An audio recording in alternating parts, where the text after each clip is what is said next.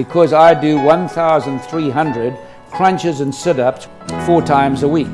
What's a dose? Can you translate for us? Winner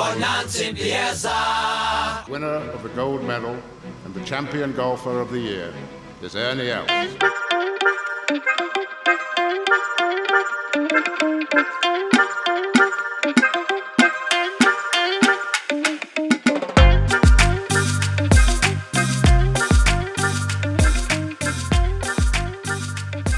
All right, welcome back to the Go Track, everyone, the podcast about golf and golf-adjacent stuff, mostly from Africa. Playing a 2-ball this evening. Good evening, JDV. Familiar face across from me. Teabag, yeah, hopefully Oaks aren't getting sick of my voice by this stage, but looking forward to breaking down a golf course.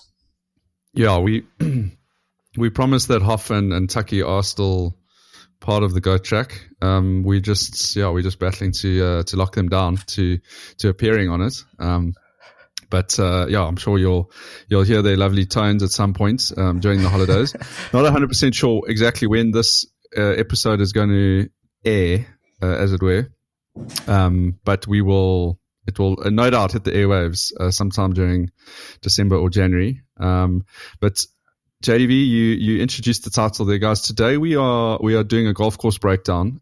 We recently traveled up, as many of you might be aware, up to the Nedbank, and we built in a little golf trip while we're up there playing 2 very different golf courses. And the first was Glendower Golf Club in Johannesburg and Lost City, and we decided to do a little bit of a breakdown on the 2 courses. So this episode is going to be on Glendower specifically, and there will be a later episode on Lost City. But JDV, before I dive into my historical research that I've done on Glendower, what is your just talk me through your kind of experience with Glendower. I know you've played it a couple of times, but you've also been on site for some pro golf events there as well. Yeah, T, I think Glendower has to be my favorite course in Gauteng. I've had special moments there watching the SA Open with Rory McIlroy when he lost to Graham Storm in that playoff in 2017. And then obviously we've played it. It's the tour that we've just been on to the Nedbank. Generally always starts with that Friday morning early round that we play at Glendower, watch the Nedbank, and then the sort of the Monday round at Lost City. So we've played Glendower a couple of times over the years, and every single time I'm just blown away. I know Hoff's take on Gauteng courses is that there's a stinky river running through all of them with some trees and some bunkers and what are the weeping willows. And I'm just looking at the picture now of Glendower, and I see a river with some weeping willows. But I think it's so much more than that in terms of what a parkland course in South Africa has to offer. I think it is the best parkland course in South Africa, and it's always been an immaculate condition. Such a fun time to play, very reasonably priced, or at least the early morning fighting with the ground staff that we play with. Sort of, when I say fighting with it, they're trying to get it mowed early on in the morning, and I think maybe that's how we get a bit of a cheaper rate. But you're absolutely well worth it with every cent. Love the place. Yeah, and we were actually there early in the year. We recorded a podcast. We spent some time there, watching the European, the DP World Tour event that happened there earlier this year. So just from my perspective, that was the first time that I was on that property.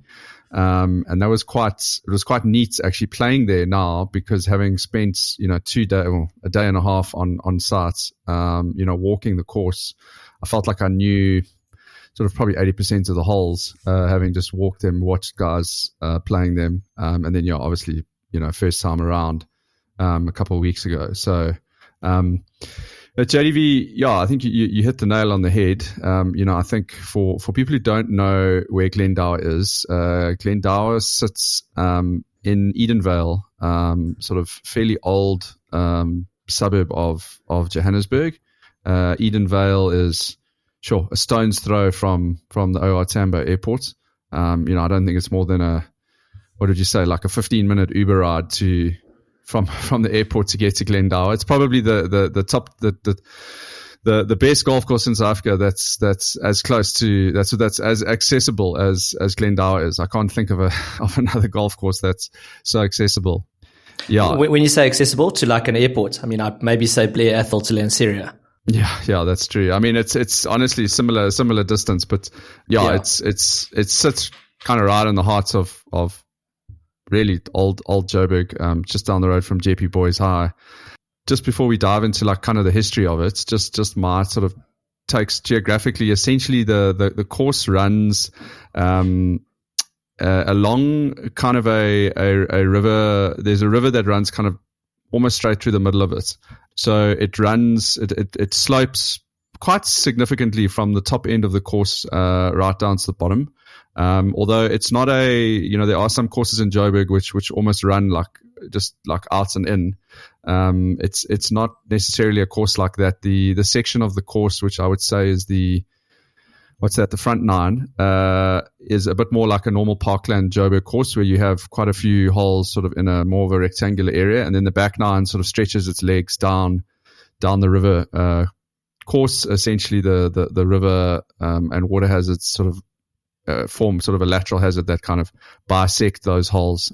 So they're essentially on your left hand side the whole time. When you play down and then back up. JDV Glendower. You tasked me. I tasked myself with doing the sort of background research here, I mean, as you know, I don't need much of a poke to do research on historical golf courses. So enjoyed looking into it. Just some important dates. So in 1935, 10 businessmen formed a company with an idea to create a country club. And they purchased a portion of a farm which was called the farm Glendower, which in those days was on essentially the edge of the town of Edenvale. It was around 110 hectares or so that they bought. And actually, interestingly enough, it consisted mostly it was actually a tree plantation at the time. There's two little interesting nuggets in that kind of initial intro. The one is that, when I've done a bit of research, JDV, into some of these other older courses in SA, it's interesting to hear how courses started and got off the ground. And quite often you come across the same theme of like a few businessmen who get together with, and decide, guys, this game is taking off, and we need to build our own course. It's a bit like what's happening nowadays with paddle.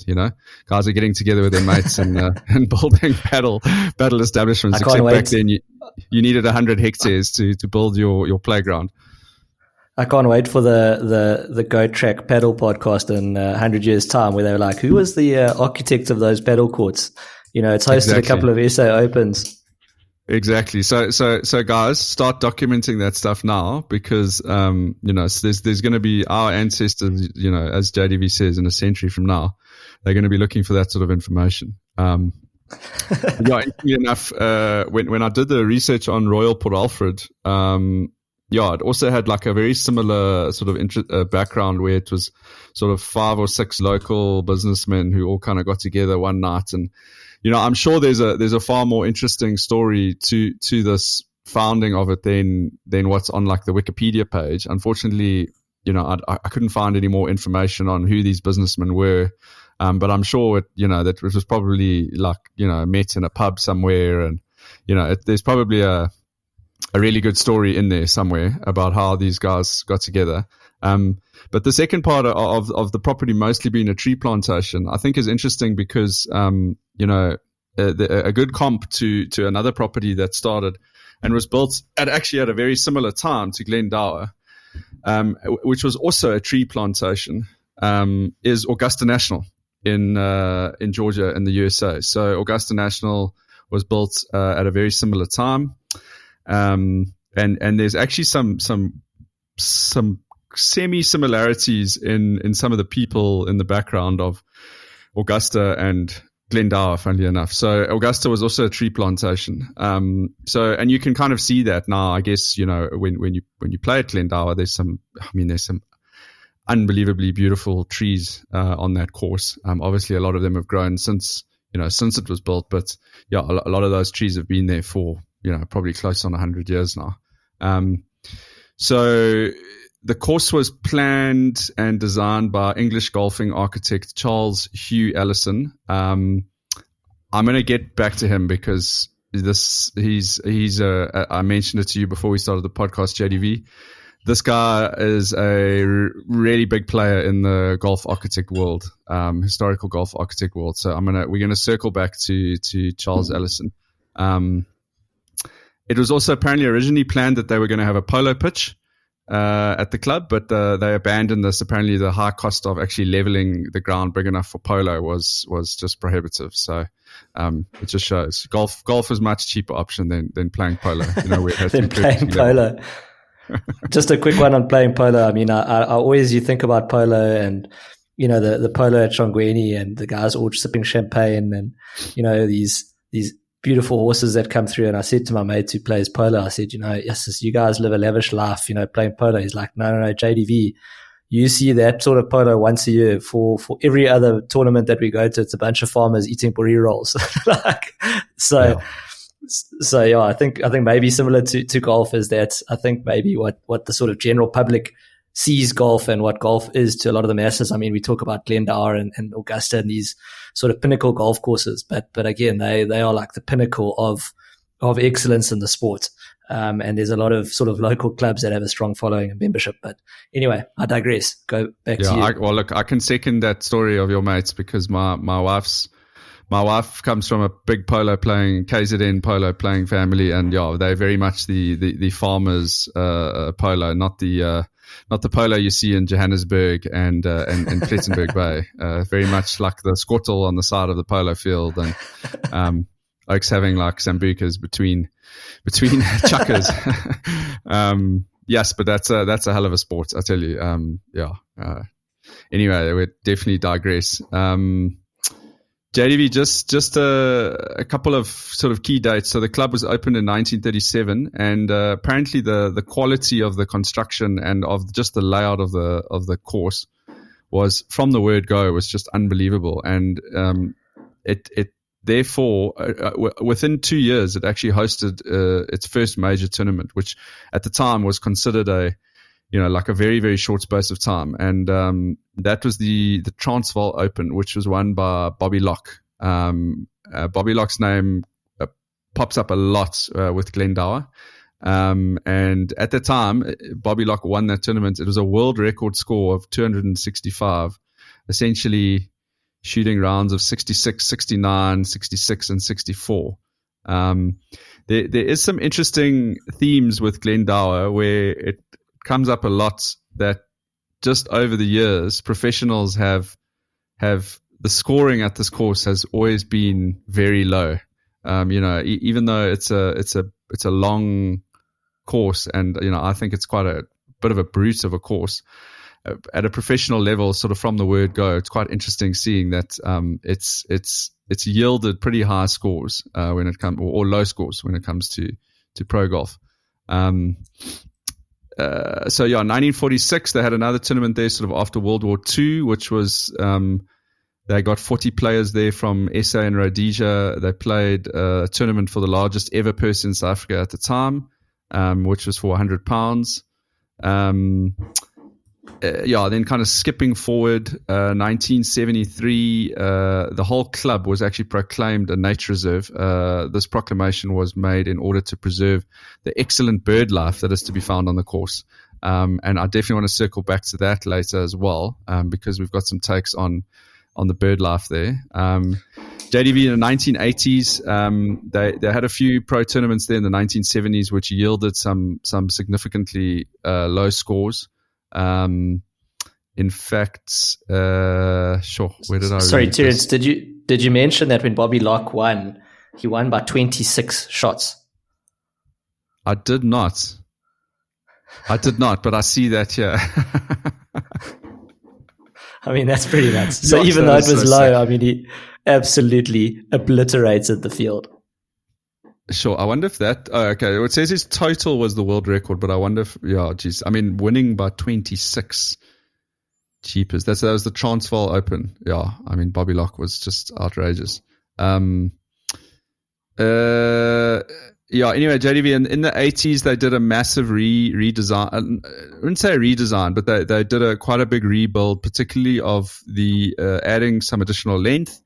So they added more tees, and they did some pretty significant reshaping of some of the greens, and then they sort of cleared out a lot of the water hazards, and made some of the water hazards a little bit bigger. So I would say the course is a parkland, is what you would describe as a typical inland parkland course. So it's tree lined. And for me, the course is defined by sort of two sort of types of hazards. There certainly isn't any significant pea nor rough at Glendower. The primary hazards at Glendower are the bunkers, which are significant, and they tie back to Charles Allison, the architect. This was sort of became like one of his standout features across all the courses that he did globally. And then the water hazards, JDV. I mean, it's got water on, I think, probably 70% of the holes have some form of water hazard on them. So in some cases, it's sort of benign. In some cases, the water really comes into play on the course. I think also in Joburg, water on these courses is a genuine hazard, like a health hazard. So I mean, like, I know I've told the story before of my brother who ended up in hospital after diving for balls at Danefern, but that's always been at the back of my mind. I know when I played the 1 year on the seventh hole, I was just in the water there, and I remember sort of just trying to decide whether I should go in there and play it, and risk splashing a bunch of water into my face. And my brother was like, "Don't do it. It's not worth it. Take the drop. It's not worth spending a night in hospital." But look, I mean, it's not like some of the other courses I've played in Joburg, or maybe it just hadn't been a lot of rain recently. But like, honestly, sometimes those water hazards in Joburg, like, regardless of how pristine and well manicured and conditioned the courses are, they can't do anything about the quality of the water that comes through there. But they didn't really. I didn't really see any issues when we were there with the sort of water. I mean, obviously, I didn't have my testing kits out to see what the water quality was, but it didn't stink. I wasn't sipping out of them. Yeah, look, I don't think it's just where it's located in Joburg, and based on, like, honestly, I mean, you just have to look at what's upstream. It's not nearly as bad as some of the courses kind of in the northern suburbs, and further north, like the ones in Pretoria, like Irene and Centurion and those, which basically, the water's it's the upstream pollutants are significantly worse. So yeah, I mean, not comparing pollution levels of Joburg golf courses, but listen, like, if you want to go and fish your ball out, look, the guys in our four ball were in there with their. I mean, Ken had his expandable yes, like fishing pole thing for your golf ball. He was very keen on getting in there and fishing all the balls that I hit several balls into the hazards. He was, I think he fished out at least like half of them for me. I certainly wasn't going to be licking those balls when he threw them back to me. What's the etiquette on that tee? If someone retrieves your ball, like, if you've sort of been like, oh, well, that's dead, and they go and retrieve it, are they obliged to give it back to you, or can they pocket it afterwards? Yeah, I think that's a good question. I think sometimes I've seen. I remember playing with a guy in Canada who, like, he was just out there to collect balls for himself. Like, if you weren't interested, like, he might toss you the odd one, but he was very much collecting for himself. I didn't get that vibe from Ken. It felt like it was a team effort out there. But yeah, I think it's totally up to the individual. Hey? Look, I'm very happy if a guy wants to go and like do some fly fishing in there for a golf ball. I'm happy for him to have it. And if he wants to chuck me one every now and again, then that's great. Look, I think Ken's used that thing so often, he's had to have that regrip before he's had his clubs regripped. So yeah, it's probably the most used club in his bag at this stage. It's definitely something about people from that sort of era, hey? That it's like you guys who grew up like just sort of roughly like Ken's age and slightly older. Like I remember I mean, not saying Ken's as old as my granddad. My granddad would be over 100 now, but I mean, he 100% had one of those things in his bag. And my dad used to have one as well. And it was just a standard thing. Like a ball retriever it was just a standard. It was like another club in your bag, you know? Yeah. Yeah. I actually still have my dad's one. It sits in my with my vintage clubs. I was about to say it's a family heirloom now. Based on the way I'm playing at the moment, I think I should probably put that thing back in my bag, you know? Maybe put it in play. Maybe take the driver out and make some space for it with that. Okay, JDV, we're digressing here a little bit, but I wanted to spend a little bit of time talking about Charles Hugh Allison. So Charles Hugh Allison was known mostly to his friends as Hugh. He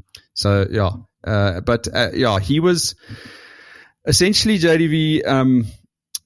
There was an era in when golf was exploding out of the UK around the early 1900s, so between say 1900 to 1925, let's say, when just the game of golf literally just exploded globally.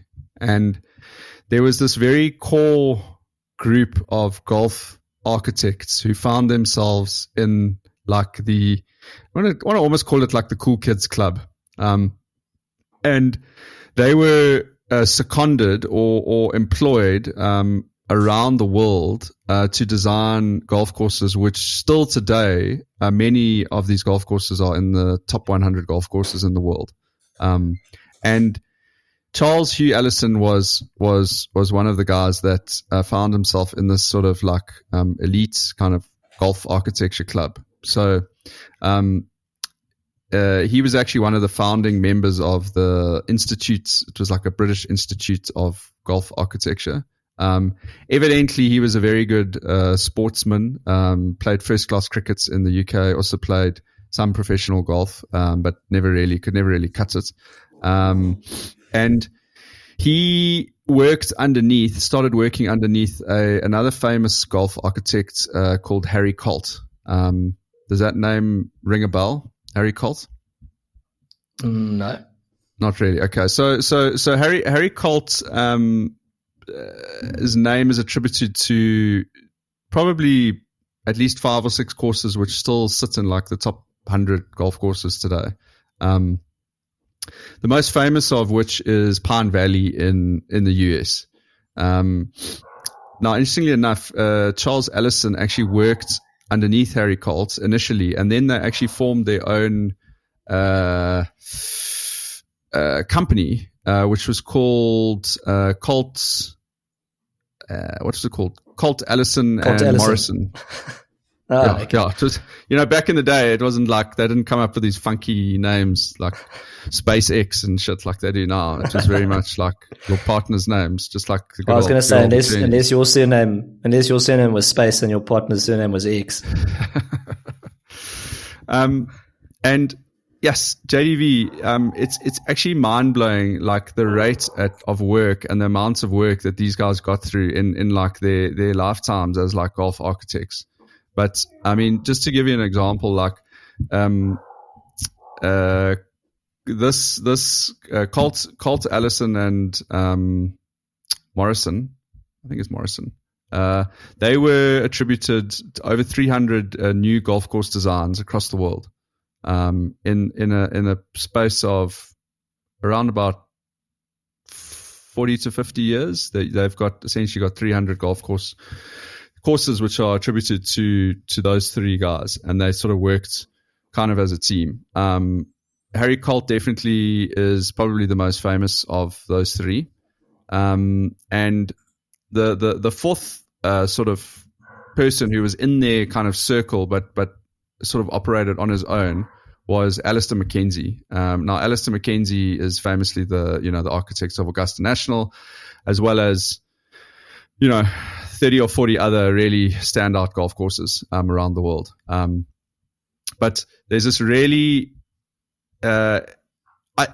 and the reason like I talk about this a lot is that like I think it's important for people to realize like when you're playing on a golf course like Glendower, and you're wondering why is it so good? Like what is it about it? Like it's important to understand its like pedigree and like the type of influence that it was designed on based on like courses that the architects had pulled their design influence from other places.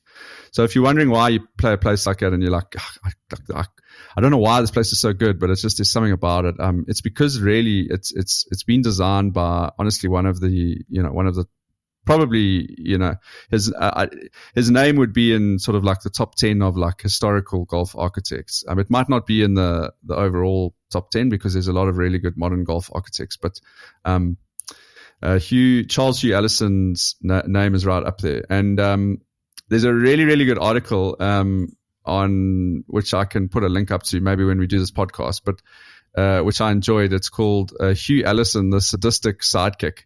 And basically it talks about how this guy, Charles Allison, he works under Harry Colt, but essentially he became known as having like a slightly more evil side to his architecture, his golf architecture design.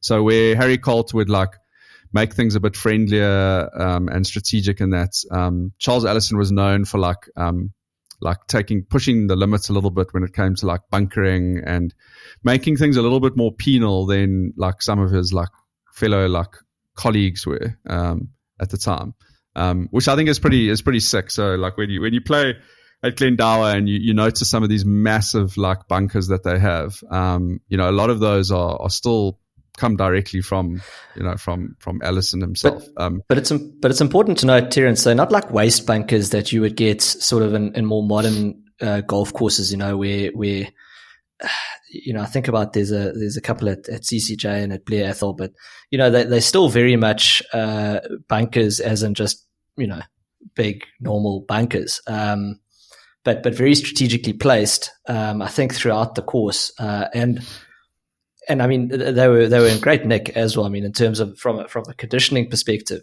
all of those bunkers, and visually they look, I think about some of the par fives that you hit at and some of the fairway bunkering that you've got, unless you look down at the card and see what the distances are, standing on the tee, it just looks like bunkers in front of you. But, there is a strategy to those bunkers. And I think obviously there was a redesign, but I think it's held up well, as the sort of the modern game and equipment has come into play.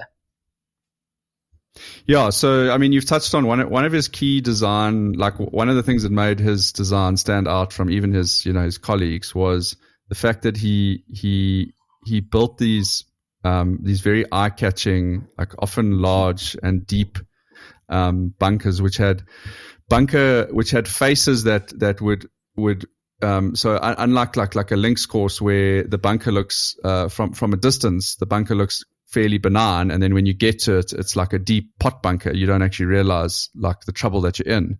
These bunkers were visually intimidating. So, I mean, there's a couple of holes where I think that stands out at Glendower, like pretty obviously, JDV. And the one, I mean, I think we spoke about it after the round, but the one that sort of jumps to mind, and I'll just have to remember my numbers here, but it's sort of, what's that, 12, 13, 14, the 15th hole. So it's that's the one that I've got. And when you stand on that tee, you just see these faces like pointing towards you on left, right. They're like on either side. Now, obviously, the first bunker's not really in play. It's really just there to kind of mess with you. But that's really was kind of a standout feature of his style. And Pine Valley. So there's sort of two, without spending too much time on the architect, but there's two interesting things, and I think this is important. So when people play at Glendower, they realize that they're playing the golf course of like a really truly world renowned architect. High pedigree. But Allison works as like at the time, he worked sort of almost like as a mentor under Harry Colt, whose name is attributed to Pine Valley. Now, Pine Valley is I mean, if you go look on the world top 100 rankings, it's essentially always in the top 3 rank courses. It's like ahead of Augusta National. It's considered. It was always considered at the time to be one of the most like stern tests in golf. And I think even today, I saw a list came out recently in the US, and it's still considered the number one course in the US. Now, Harry Colt's name is sort of the main architect attributed to that, but apparently Charles Ellison was like actually the guy on the ground who did a lot of the work that you see there today at Pine Valley, which is considered to be a very, very like stern and penal test of golf. So that's kind of the one interesting wrinkle with him. And then the second is that at the end of the 1930s, Ellison went on a trip to Japan. Now the Japanese are just kind of at the beginning of the 1930s, they just kind of was slowly starting to discover golf. And so I just want to read this extract here to you. But he basically arrived in Japan in 1930 on a ship from California, accompanied by George Pengelese, who is an American greenkeeper who would essentially work as his like construction foreman, and who ended up staying in the country after his departure. But basically during a period of like 12 months, Ellison laid out essentially three. It's not clear whether it was 3 or 5, but it ended up being 3 of the top, what are now considered the top golf courses in Japan, like to this day, which is Tokyo Golf Club. The other one is called Hirono, which is considered to be like a top 20 golf course in Japan.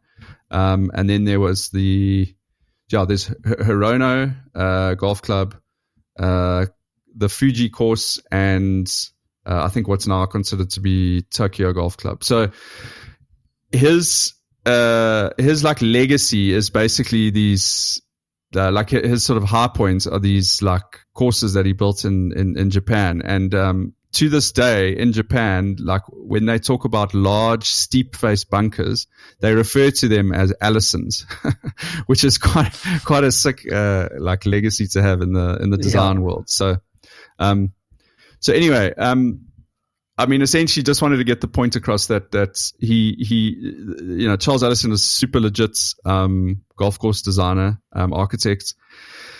Yeah, designed a bunch of courses in the USA, across the world, New Zealand, Australia, Malaysia. Glendower is definitely his most famous course that's attributed to him in South Africa, but he was also involved in kind of the core redesign of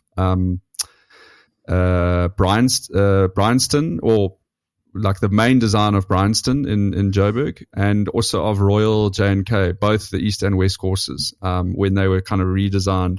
So he moved out to SA. Apparently his health wasn't good, and the doctor said, no, you got to move to like a warm climate. So he moved to South Africa after World War II, and then he spent basically the rest of his life in South Africa. So he was involved in Royal J&K, both the courses. And have you played Bryanston, JDV? I was about to say I haven't played Bryanston, and I've only played J&K East.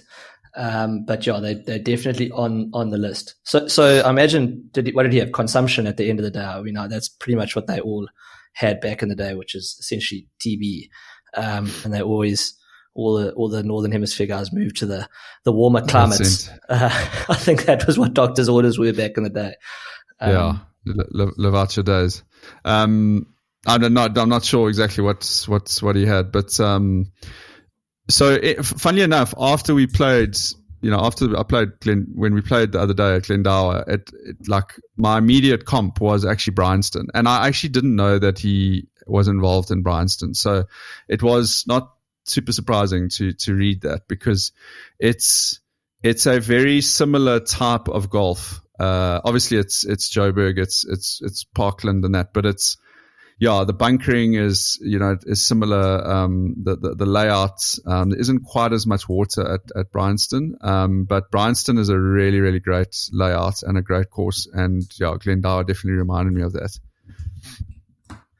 So I've just gone I've had a bit of a look, and I know, we've said that the pros sort of eat this place up. Matteo Manacera this year got the scoring record of a 61, having shot a 28 on the front nine.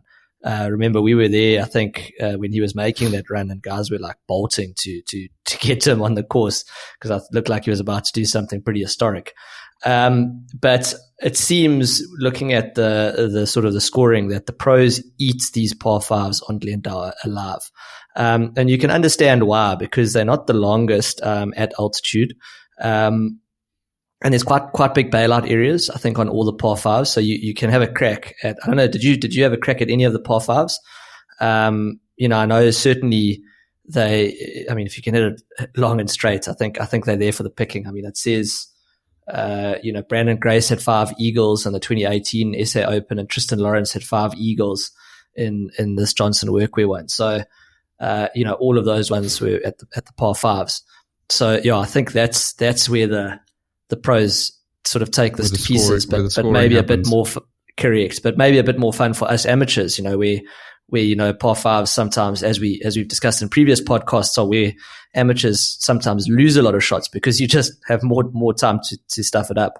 But maybe makes it a bit more fun. I certainly would say that, the second, and what is the other one that's at the back on the back nine? I'll tell you now. I might have lost it, but certainly for me, I think those par fives for me at Glendower are epic. Yeah. So the 2008, I think they had a record of 76. Oh no, sorry. The 2018 SA Open had no fewer than 76 eagles during the tournament. So I actually looked that up. Like, what do you think the average number of eagles is in a normal pro tournament?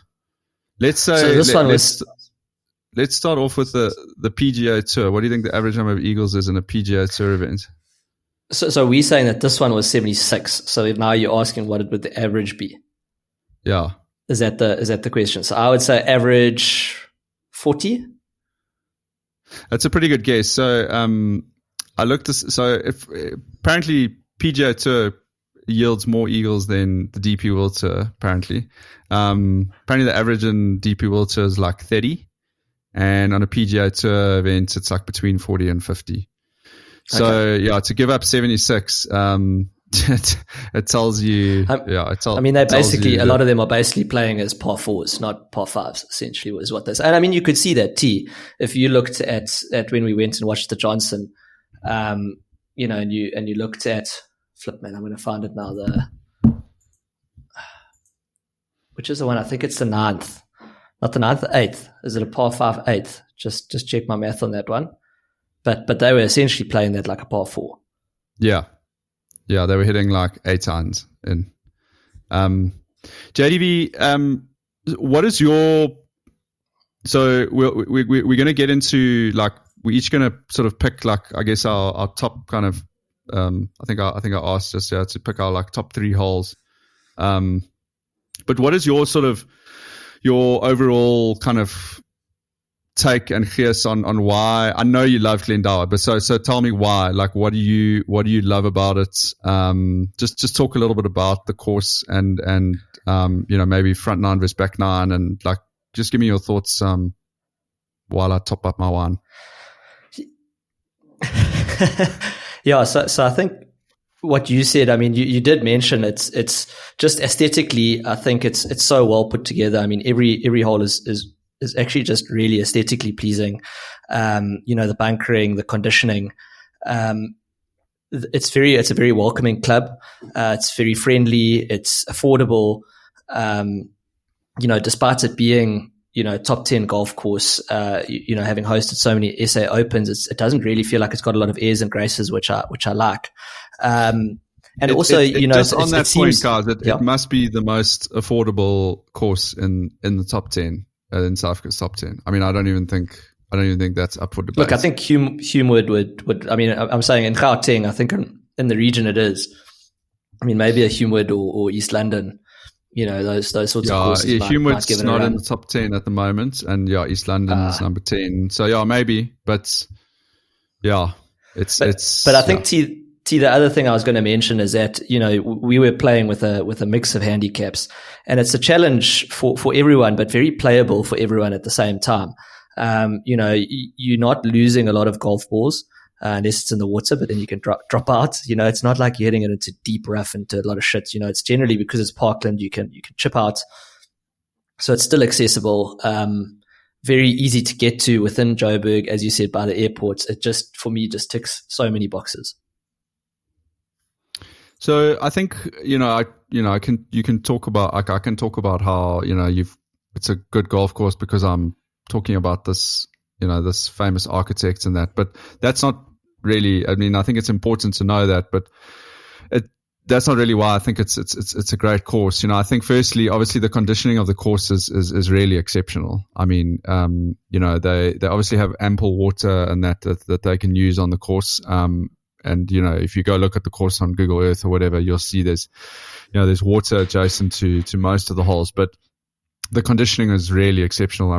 That's when we went to watch there in March or February, when we were there, and when we played now, the greens and the fairways, it really was exceptional. I think secondly for me is it's memorable. And I know it helped having gone and watched some golf there, but, after a round of golf, I often try and recall golf holes. And I think nearly every single hole on this golf course is memorable. You could argue that maybe the third and fourth holes, they sort of play, back on each other. Possibly those might be the two holes which are maybe the least memorable for me, but every other hole runs at a slightly different angle. It's got a slightly different feature to it. It stands out, and I think that it really presents makes a different challenge. It's not asking the same question on repeats, Terence. It's every hole is saying, okay, you don't need to be a long driver on this hole, but you need to be able to hit this sort of a shot shape, and you need to be able to play this sort of a shot into the green. And for me, that was the big thing, is that each hole, even if we are talking about, 3 and 4, which, not 3 and 4, 4 and 5, which are sort of adjacent to each other and are quite similar, they're still asking different questions, in my opinion, especially when you're getting towards those green complexes.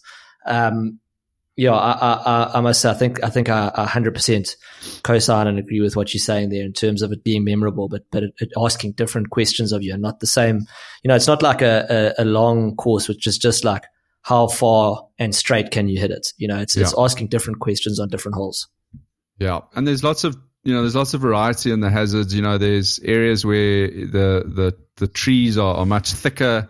You've got the sort of like mini forest areas, and then and I think you mentioned that you could easily, if you're playing reasonably well here, and you avoid some of the water hazards and that, easy place to play without losing a golf ball. The out of bounds areas are not particularly tight and very close up to the holes. And the rough is, you're going to find your golf ball. The question that it asks is, if you're not on the fairway, is how, and this is really true of most parkland golf, and this is where I take task with Hoff saying that parkland golf is boring, and it's aesthetically they all sort of look the same, because I don't feel that way. There's lots of parkland golf that I've played, which is just like, it's got very sparse amounts of trees, and it just doesn't ask the same questions that you get asked at a place like this. And if you'll find your ball in the rough, but now you're presented with a series of different shot opportunities. Are you going to go the safe route, which is sort of going 90 degrees back onto the fairway? Are you going to try and take on a bit more risk, or are you going to try and play some sort of like hero shot? And I tried all of those when we were playing to varying degrees of success. And I hit a couple. I played awfully at Glendower, but I can still recall like two shots that I hit out of the trees that I'll remember as some of the best shots I hit this year, because they were like quite risky shots, and you kind of pull them off and you're like, yes, that was awesome. You shape the ball around a tree or, over a tree or whatever it is. So, but I think also, Terence, the other just one last thing, the other important thing for me is that it's a very easy course to walk. And the distance from the greens to the next tee box is like the routing of the course is just absolutely perfect. Like, I don't think you ever walk more than like 20 meters from a green to the next tee. And that makes such a difference to just your experience, but also just to like pace of play. You don't have any long, awkward walks up hills or whatever. It's just right there in front of you, and that's, for me, that's always the sign of a good layout as well. So Terence, I've got two questions for you. And the one was, do you think it played significantly differently to how you thought it was going to, having watched the pros play it? You think of old Nicholas Norgard smashing a driver almost onto the green on the 9th, and watching the guys at the tee shots, etc. Did you have a certain expectation of how it was going to play going into it, and did it play differently, barring how shit you were playing that day, which is linked to my next question.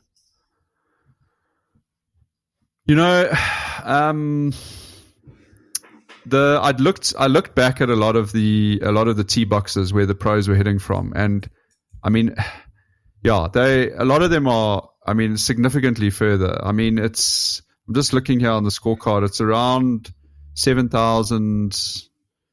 I guess this is in yards. Is this in yards or is it meters? 6,900 meters. I don't know what. No, it's almost 7,000 meters. Yeah.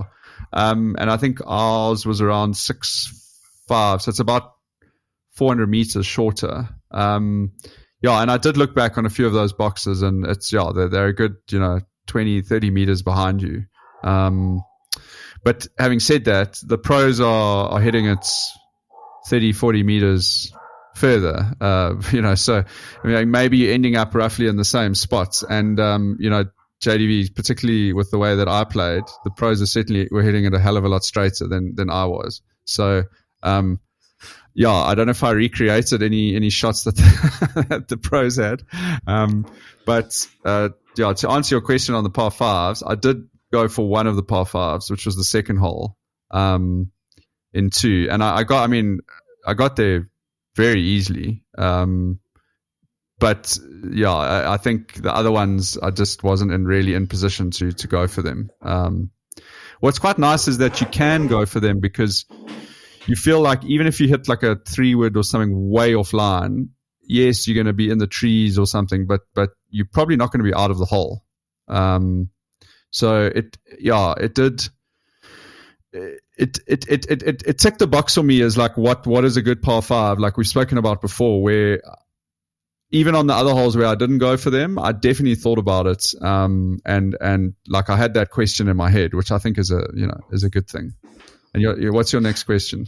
So my next question to you is, obviously it's more of a different question, is you didn't play well.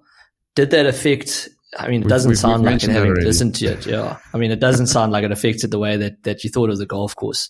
But again, it just shows that, and I think most of the guys in your 4-ball didn't play particularly well, and yet everyone sort of came out there with a smile at the end of the day. I absolutely love this golf course to you. I think it's because of the fact that I said just now. Like, I think everyone in our 4-ball like had those shots that they hit, which they will remember from that day. Like, yes, the combined score, but like we all had our holes where we had that, like, sort of whatever it was, that magical approach shots or that shot out of the trees. And a golf course like that, it provides you with those opportunities to hit those kind of like shots. Look, the one thing I will say is that it definitely helped having walked the course at that event that we went to in February. Just in terms of my being able to talk about the golf course now. I think if I just played it that day and played the way that I played, I think I would probably abstain from having done to do this podcast. But what I will say, JDV, is that I think my new rule is going to be that I'm not going to rank the course in like my tier, my like power ranking for like South Africa until I've played it again. Yeah, good call.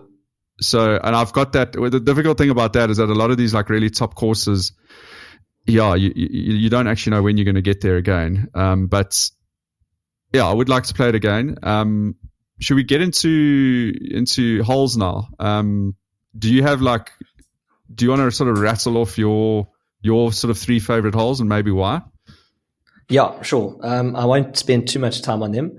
I absolutely love the second hole. The second hole is a par 5. I know that it had some trouble with erosion in the past, but a pretty daunting tee shot that I think if you take on the risk, it's out there in front of you. You can hit the driver. It doesn't take driver out your hands, which I know you don't like on a par 5 tee, but very reachable. And 2, water all the way down the left. If you do take the driver, there's a forest on the right, which is in play, and then opens up pretty nicely with a big bailout area on the right of the green, with some pretty epic bunkering around there. So if you do bail out and you miss it, then you've also know that you've got a pretty tricky shot with water behind.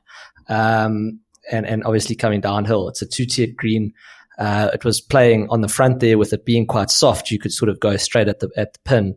Hole number 2, par 5. That would be the one that I'd have to shout out first and foremost. My next one is hole number. I'll just stop you there, and I'll co-sign that. That is also on my list. That forest on the right hand side. Firstly, just standing on that tee box is it's absolutely beautiful. Like, you've got that big water hazard in front of you, which isn't in play. It just adds aesthetic value, and it shouldn't be in play. It might be in play for some people who top their drives. But sort of similar to the third hole at DCC JDV, it kind of reminded me a little bit of that, in that it's almost like gun barrel straight, it's kind of like out there in front of you, the hole. So just very pleasing from the eye. That it's a tight. The fairway is not wide, and that forest on the right hand side is absolutely sick.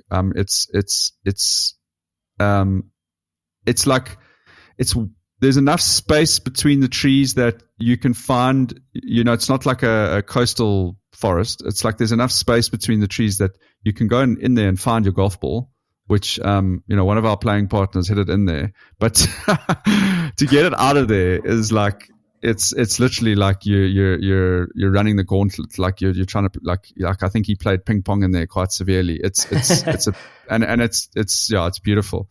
And then, as you say, with it's very much tempts you to go for it in 2, but you got that water on the left. So, I actually hit 3-wood off the tee, and then I hit 3-wood again, and the 3-wood was actually too much club to hit it into the green. I was still battling a bit with the distances at altitude and that, but I ended up landing on like the back left bank of the green, and then went into the hazard. But I think I told you this, JDV. I made the sickest par there because so I hit 3-wood drop. And then I hit my hybrid, like a little hockey punch hybrid from my drop zone, and I left it about like 30 feet. I left my ball on that top tier, and we had to putt down that tier. And it was at that stage of the round when I decided to stop using my putter, and I was putting with my hybrid. So your rounds can't shift when you're putting with your hybrid. I putted with my hybrid, and I sank the 30-footer down the hill. So I went 3-wood, drop, hybrid. So yeah, I haven't made too many pars like that. Yeah, funny. Awesome hole. Yeah, so my next one, T, just to run through it, so is the 7th. I did sort of allude to that. It's and I suppose before I played Glendower, I saw Rory McIlroy when he came and played the SA Open. This was the hole that he eagled. He hit a shot, and I was standing right behind the green, and he spun it back into the hole. And, that was sort of the beginning of his run. He ultimately lost the playoff, but yes, it was just such a sick moment. But it's a great hole in the sense that it's a pretty daunting tee shot. It's quite long. So you do need to take a long club ball. For me, it was a driver, but it does pinch, at the point on where you're trying to land your driver. So it's quite easy to sort of stymie yourself in that pinch point with a tree. Alternatively, you lay way back and then you've got to hit a very long club sort of over the water into a pretty well guarded green. I was unlucky to hit it behind a stump after a pretty reasonably decent drive, but I don't know if it's just because of the history that I've got with, watching Rory behind the hole hit that eagle, but it just is the green complex, slopes very much back to front. Some tricky putts on that one. I know when we played it, the flag was tucked front right, which had a severe slope on it, but I think it's a really, really good hole. It's such a beautiful green site you can take the rest of the hole away, and that green site is just where it sits in amongst those trees and hitting that approach. I mean, it was one of the few greens in regulation that I think I hit the whole day. And, I hit like a 6. I laid back off the tee and I think I had like a 6 iron, and I just hit it up over those trees on the left. And it's a beautiful green site. So it's didn't make my top 3, but I do think it's a great hole. What's your last one? My last one, T, and again, sorry, I wanted to pick, maybe I'll leave it to you, but I'm gonna go with the 10th, and I know that the 10th is similar in a sense to the 7th, and that it's a reasonably long tee shot with a forced carry, but it's a bit different in the sense that it almost looks like the green sites on the 10th with the flowers at the back and the bunkering around it. I think it's one of the what's the word? Not the flagship, but one of the sort of the holes that are on the scorecard and the rest of it. So signature. So I really like the 10th. Two bunkers, sort of fairway bunkers. They, again, what we had mentioned earlier, they look a bit more intimidating than they are if you manage to get a good tee shot off. There's actually a lot of room to miss it left and right. But I had a 3-wood, got all the way up there, had a 9 iron, and then was so worried about, hitting it in the water that I was like, well, let me draw a 9 iron in here, and ended up bailing out right, hitting it in the bunker, and then having a very tentative shot out the bunker because you're worried about going into the water. But I think that's just a testament to sort of how well designed that hole is. So the 10th was my 3rd pick. Yeah, it's a lovely hole, and it's very memorable as well. I think, you can get into trouble in those trees on the right. JV, so I'll just add my other 2. So following on from the 10th was actually the 11th hole for me. And this is purely just because I just love the challenge of this tee shot. You basically tucked up against the property boundary here, and so you're hitting diagonally across this fairway, and the way the trees are aligned, on the right hand side and then further down on the left, you've really got to pull off like the perfect tee shots on this hole. If you decide to lay back, it does make the tee shot a bit easier, but then obviously you got more club in, and then that bunker on the left hand side, is very well placed. So maybe a bit of like bias because it was like one of the few like good drivers that I hit like the whole day on that shot. But I just loved I remember when we watched it, when the guys were playing there, I really enjoyed watching the guys hit that tee shot. And it was nice to sort of pull it off. Funnily enough, Smelly, he hit like one of the worst tee shots of the day. He actually missed there's a water hazard on the right of that 11th fairway. Yes. He actually missed it on the right of that water hazard. So he found it. He found his ball sort of in the trees there, and managed to hit what was a pretty arsey, probably lucky recovery shot, like through the trees. Somehow skipped it over that water hazard onto the fairway, and then got up and down from the fairway for a 4. So and then there I was, sort of 50 meters from the green, and also made a 4. Just shows there's lots of different ways to play the hole. And then I think for me, JDV, I'd probably have to go. It was tough between the 18th and the 15th, but I'd probably have to go with the 15th, just because of that that challenge that you faced from the tee, you know, with, like we mentioned earlier, that so the 15th is a par 5. It's one of the longer ones. I think it plays, okay, it says 490. So yeah, off the championship tees, it's okay, the 13th and the 15th both play about 490. But yeah, I really like that hole. It sort of like slowly winds its way around these sort of fairway bunkers, and then the green site is quite challenging. That Tricky green has very tricky green. It sits at a diagonal, and it's sort of like concave in shape. Or is that right? No, convex.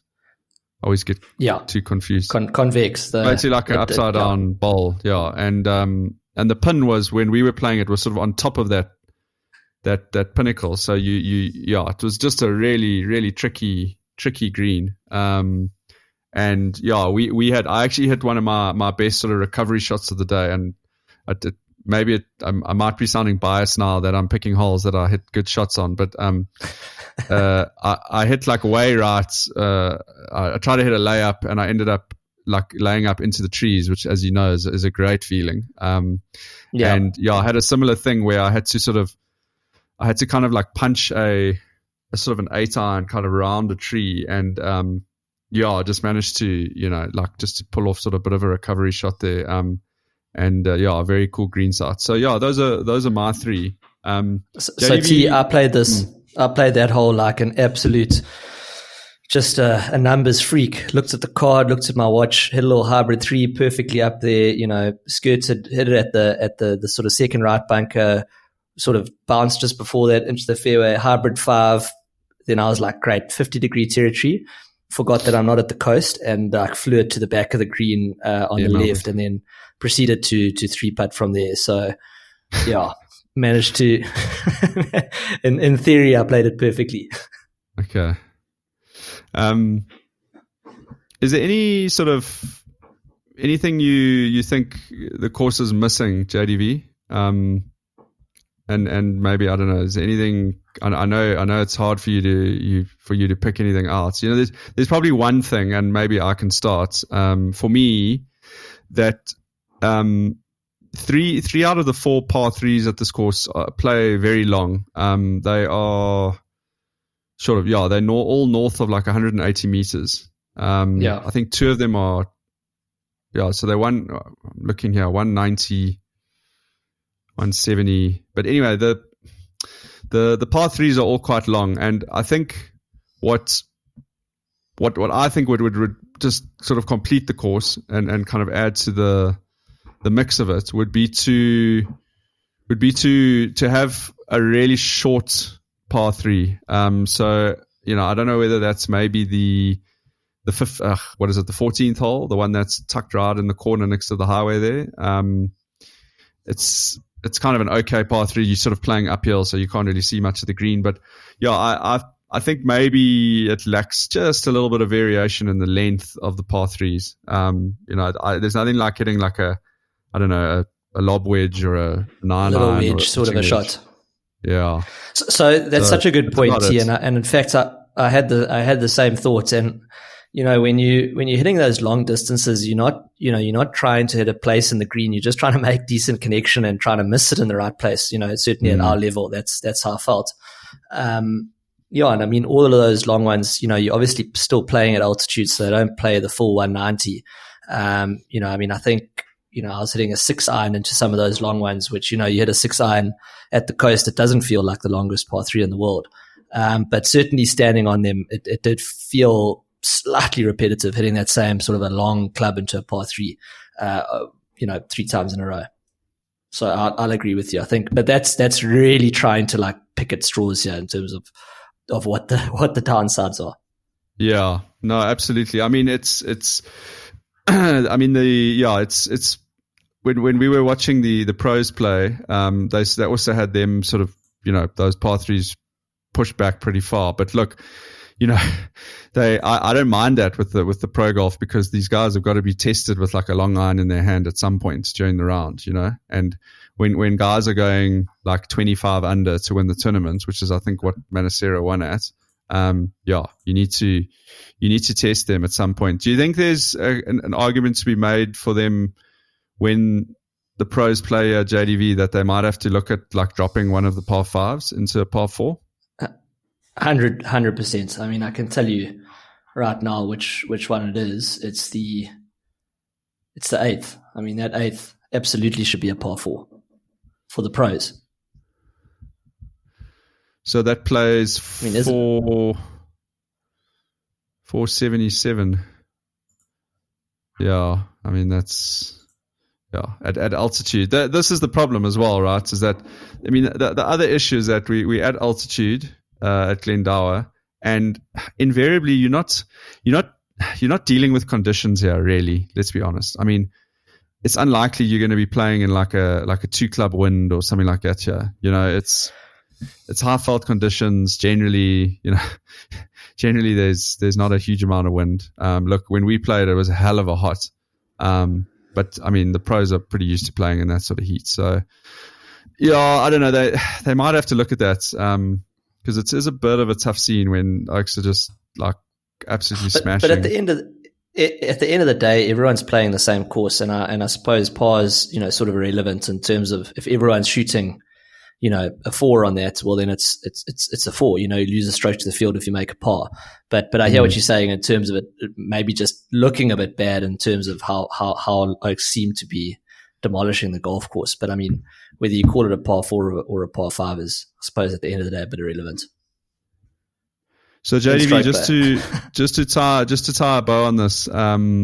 So where I've abstained now from putting Glendower in my ranking system yet, based on my criteria of having to play it at least another time. But you've played it multiple times. Where does Glendower sit for you in the context of SA golf courses?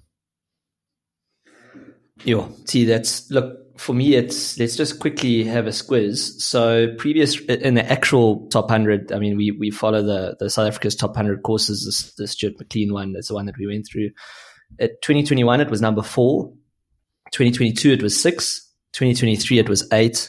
It's currently 8 as well in the current rankings. And I think that's a very fair reflection of where it is. I think it's 100% a top 10 golf course. If anything, I think it could be maybe higher even than 8. There's some other top 10 courses I've played which I'd probably rank it above, but I'd need to give it a bit of thoughts about that. But I think where it's reflected, it's pedigree. It's where it is in the top 10. I think that's very fair in terms of where it is. I think 8, if anything, is a bit low. I think it should be higher than 8. Okay, so now if you had 10 rounds, how would you split them between Pearl Valley and Glendower? Yeah, so Pearl Valley, interestingly, was the one I was thinking of. It was Pearl Valley and St. Francis links were the two I was thinking of. Is where would I put Pearl Valley in if I was to line those ones up? And I think I'd honestly put Glendower in terms of my fun playing them ahead of those courses. Okay. But not by much. I think that's why I say I think they're more on par. But I'd probably, I can see why Pearl Valley is where it is. I can see why St. Francis is where it is. But from a going out in a playability perspective, from sort of the handicapper that I am, I think I'd prefer to play Glendower. Okay, good. I like it. Putting a stake in the ground. That's nice. Yeah, I'm as I say, I'm gonna have to abstain. I'm still trying to work out exactly my kind of my way of approaching like ranking courses, but I do like doing head-to-heads because I think it tells you a lot about that subconscious feeling that you have about a golf course, And but also the difference between But the difference between looking at a golf course, like if I were to do a flyover of Pearl Valley or St. Francis, I mean, they win hands down against Glendower from aesthetics and, elevation changes at St. Francis. And, obviously it's difficult to argue against the Cape landscape, but from a playability and, conditioning perspective, I think Glendower is there ahead of them. Yeah. I don't think you can, I think it's tough putting Glendower up against St. Francis links. It's two very different types of golf. I think Glendower and Pearl Valley is an interesting conversation. I think Glendower and Blair Athol is a very interesting conversation as well. Glendower and Royal J&K is an interesting conversation. I mean, they're down the spitting distance away from each other. That's an interesting comp. Sure. I have only played the East Course once, and I've played Glendower once. Yeah, that's difficult, eh? I think I found the East Course maybe a touch more claustrophobic than I felt at Glendower. But yeah, difficult to say. That's probably a good comp there. Yeah, my sort of gut feeling is I don't know whether it will break into my like top tier of like maybe like golf course I don't know, experiences. But again, I'm going to kind of abstain because I would really like to go and play it again. We also had a hell of a rush start to that round of golf, hey, JDV. I mean, shit. I mean, it felt like from the Uber or whatever we were in to the first tee box was like, it felt like less than 10 minutes. And shout out to the girl and just a shout out to the whole Glendower club and the team in like the halfway house and the pro shop. I mean, that lady in the pro shop was like cheapest. It's like she's worked on the stock market or something. I mean, she must have checked in like 14 people in the space of like 6 minutes. I mean, she was flying, but, and the rest of the facilities in there are great. And I must say, everyone was like very welcoming and that, but yeah, I definitely don't want to start my next round there in such a rush because, yeah, might explain why I hit my first drive about 50 meters right. But that was our fault, not theirs. JDV, yeah, without further ado, I think we've wrapped up our half an hour pod on Glendower. Well done. At least we are consistent about how badly we keep time, T. Good thing we do some serious editing. Might have been the rabbit hole, the Charles Hugh Ellison rabbit hole that I went down. I was going to say the polo cross rabbit hole, but yeah, each their own. Listen, don't confuse polo with polo cross. You'll be in serious trouble with your friends and family. Even though they seem very similar to me, apparently very different personnel who play each of those sports. Yeah. All right, let the boys end.